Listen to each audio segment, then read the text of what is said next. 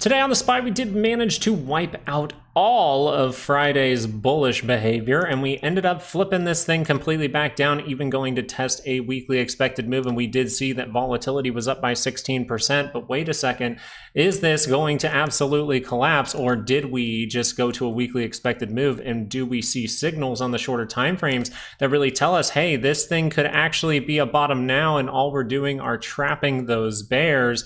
Well, we need to look into that because the VIX would say there's an 85% chance for an update in the next 2 trading sessions, but I'm going to say there's an 85% chance that we confirm this as a bottom in the next 2 trading sessions. So let us get into it.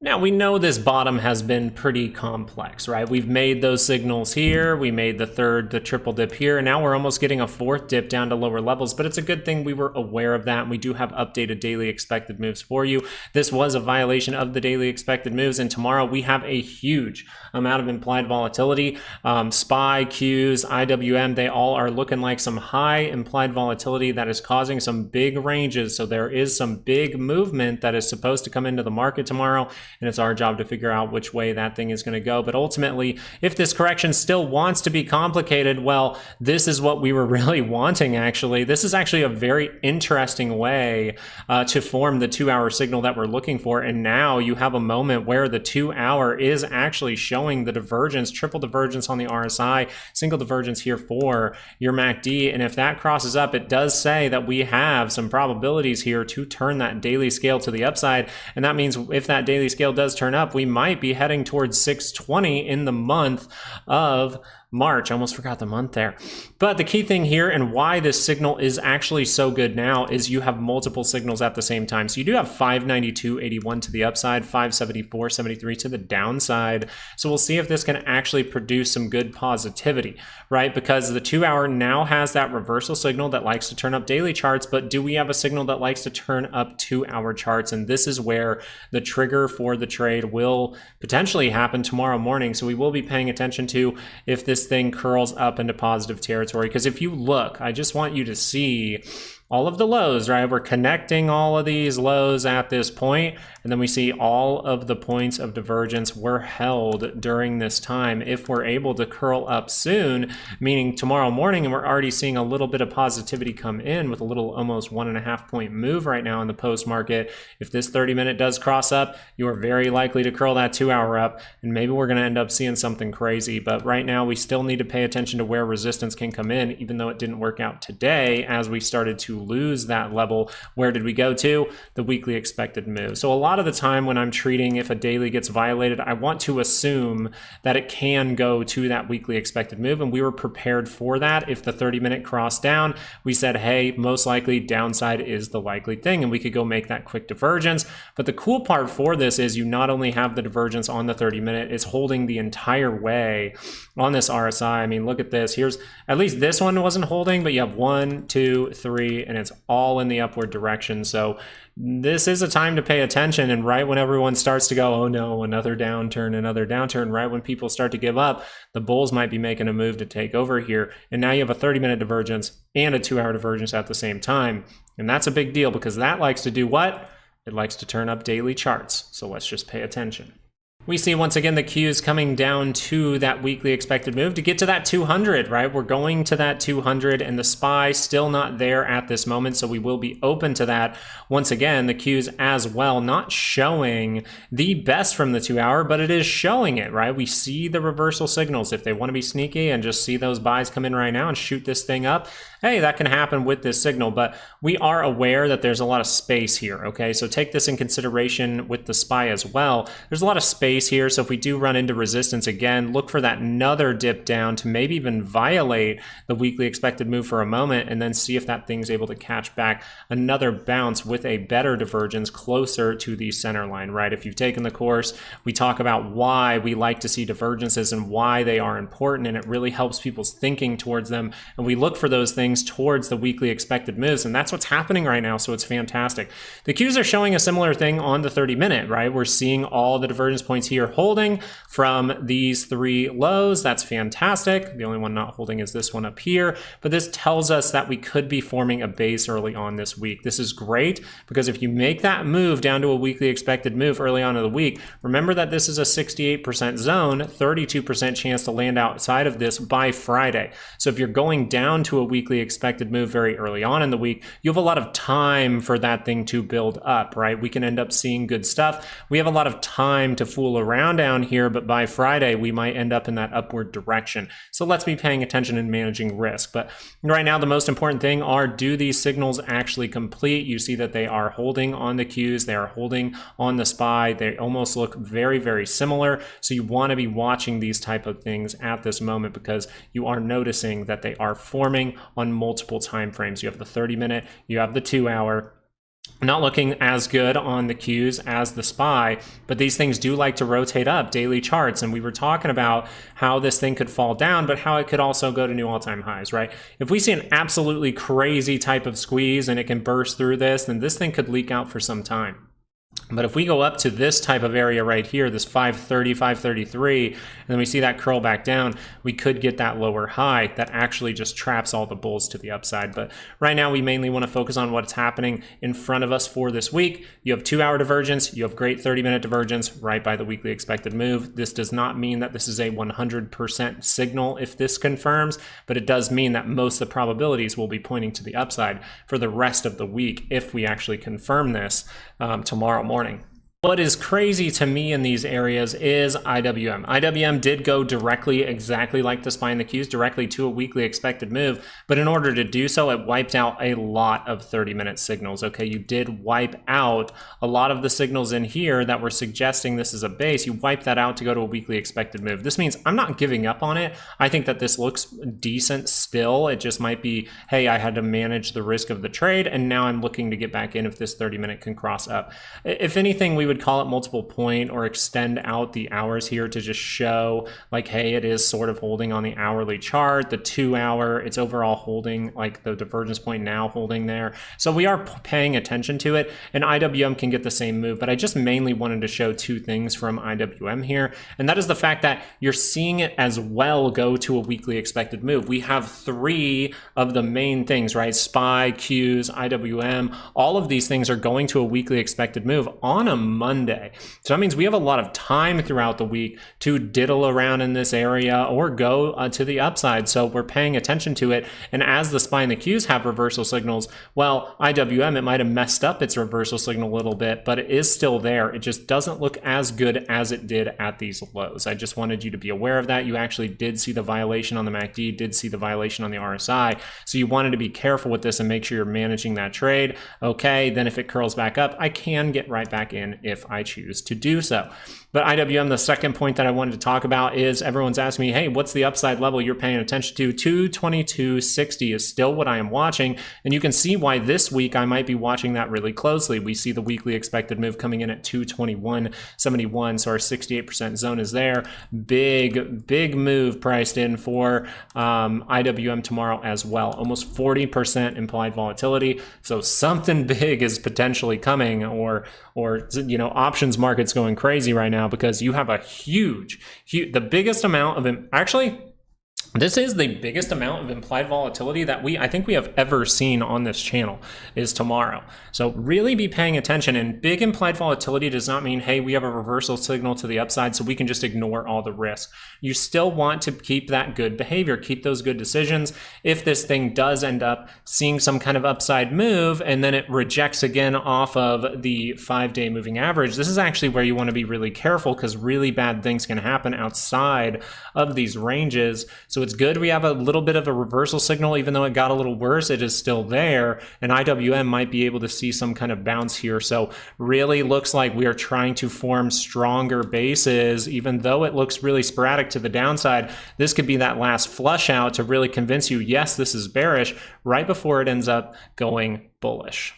Another thing that is hinting towards some bullishness is the dollar. DXY actually showing just a complete wipeout today. Now, we can read into this a little bit as we have reversal signals. It could be potential like dark pool order, anything like that, but it could be people going out of cash and actually getting into stocks. A lot of the time, if we see the dollar heading down and the market heading down at the same time, especially that aggressively, and the dollar's doing it aggressively, people might be secretly aggressively buying this dip at this point. So you want to be paying attention to that. This is a very, very big deal that the dollar is able to come down here. It doesn't mean that it has to remain for a very, very long time. We can still see this start to whip in the other direction, see some kind of squeeze, and see the dollar and the market going up at the same time, and that will give us a hint. And another hint was the PCC actually going a little bit more towards the bear side, but we're just paying attention. We're really seeing if those signals will play out. We notice that yields are going to be an interesting business, and yields are at a point where they could bounce as well. So the yields never got that bounce with the dollar, and they've been tracking pretty in tandem.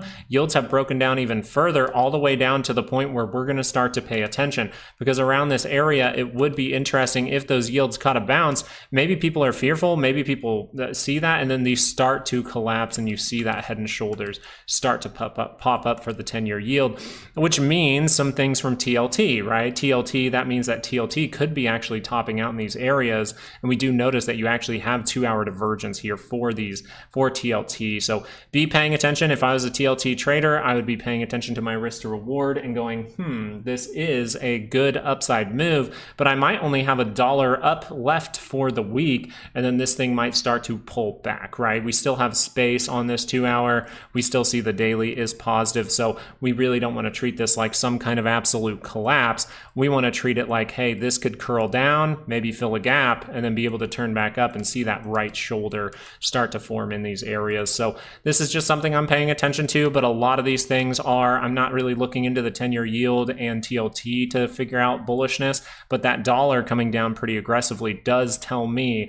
hey, there are some people going out of cash and possibly buying this dip right now.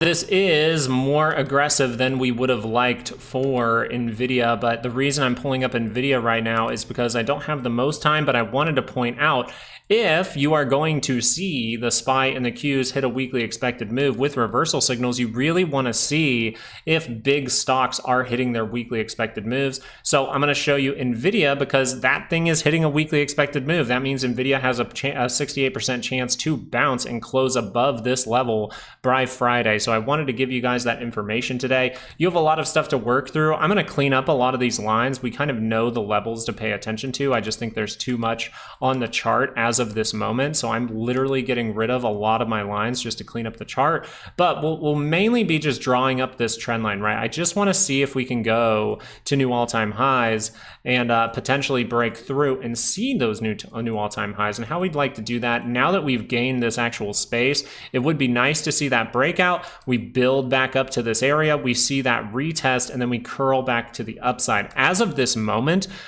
if we curl up from this area for NVIDIA, you have potential for double bottom if you're able to curl up the daily scale from here. So I don't know if tomorrow's implied volatility is suggesting we can see some big upside, right? It can go in either way, but if it ends up being upside and you end up curling up this daily chart, you do have daily divergence for the double bottom at this moment for NVIDIA. So I would be paying very close attention. Apple's another interesting one. I'm just pointing out some interesting ones. I know this is a little bit different format. Normally we kind of just pile through a bunch of stocks, but I just wanted to show some interesting ones and show off Apple, because Apple is seeing that downside, right? Apple is seeing more downside today, and that ended up going to 236.36, and notice that is exactly where the buyers step in. So that is a very good level. I'm thankful we've been paying attention to it, and we could see that the 2-hour never confirmed this to the upside. So the 2-hour might confirm that now, and you're starting to see these even touches. So do we see something interesting here, or is this too good to be true? Because we are heading down to these levels. You have a MACD that did just cross, that is suggesting more downside, but if that flips and turns back around, you got yourself a double bottom, and I think you're pretty set on testing like something like 250 for Apple could happen by the end of this week. You are seeing lower prices. You are not at exactly a weekly expected move, but you are at a support level that we do really like on this channel for Apple. Apple at this moment, right? We were paying attention to it before this. We were saying if we take it back, we can get even more bullish. We did. And then up here, when we touched 250, we were like 236.36 is where we're watching. So everything here with Apple is nice. Apple is looking like the 2-hour could see that curl up tomorrow. Is this going to be able to break through some key resistance levels to actually get to 250? That is the big question. But once again, the reason that we're looking at these bigger stocks like Nvidia, like Apple, is because we are noticing those reversal signals and a touch of the bottom side weekly expected move for the SPY, Qs, IWM, Nvidia. And these big stocks like Nvidia and Apple are showing potential reversal signals as well. So this is a time to really pay attention, right? There's a lot of tariff talk, a lot of inflation talk, a lot of recession talk, a lot of yields talk, a lot of, Jerome Powell talk, a lot of World War III talk. There's all these things going on. But at the end of the day, you are a trader, and the most important thing to you should be the price action and the structure of that price action using your indicators. And right now, it kind of tells me these big stocks have some reversal signals, and every single indice does too. At least SPY, Qs, and IWM for sure do have very clear ones.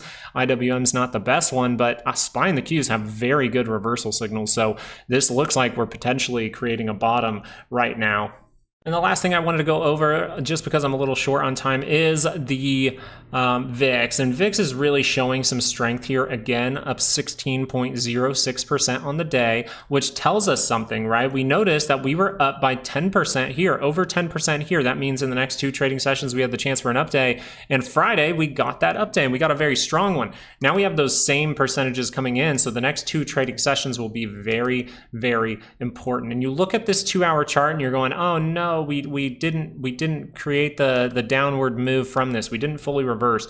But look at that wick coming in on this 2-hour chart. Look at the fact that we're still holding the divergence point for multiple point divergence at this moment. And so up in these areas, we really want to be paying attention, because we could see the 2-hour cross down and start to see the daily cross down. And this might be a bottom starting tomorrow. So we'll pay attention. We're still aware that things can drop, but as of right now, we need to talk about upside. And the reason that we're overall talking about upside is not only because we have reversal signals, but even if we didn't have these reversal signals, we would still be saying the percentages are saying we are going to bounce from 580.88 for the SPY. So let's just pay attention, because this doesn't suggest there aren't zero signals here. There are a ton of signals here that are suggesting that a bottom could be taking place in the next 2 trading sessions, even if we need to go down for another touch of 580.88. So just be paying attention, right? We need to be watching these things. We need to be overall trading like water and managing our risk when it happens,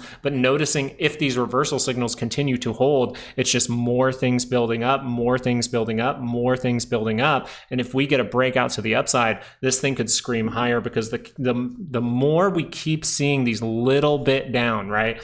We make a downward move, okay, we see that go sideways, and then we go a little bit lower. Then we bounce, and then we go sideways, and then we go a little bit lower. Then we bounce and go a little bit lower. Every time you go a little bit lower, people get more and more and more bearish. So you want to be paying attention to the reversal signals at this point, because you're at a weekly expected move. A lot of people are making some bearish bets, it seems. We are in a point of time where we've been in extreme fear for a bit of time now. We're getting a reading of about 24 in extreme fear. So this is a moment where people would be pretty taken off guard if we started to head in the upward direction. Thank you guys so much for watching this video, right? We're aware that we still need to be trading like water. We're aware that volatility is high. So if we see things start to confirm down, we have to treat them seriously and understand, hey, lower prices is the likelier thing. But also, if we see things curl up in the other direction, that means that positivity could be the most likely thing. And as this is really close to the center line, you just get that 30-minute to curl up. Hey, who's to say? Maybe we see another crazy thing tomorrow and we start to base out. Thank you guys for watching. Hope you guys have a great day. Good luck with your trades tomorrow. Trade like water, manage your risks, do all that good stuff, and you'll be just fine. I will see you guys tomorrow morning for the live show. Peace out.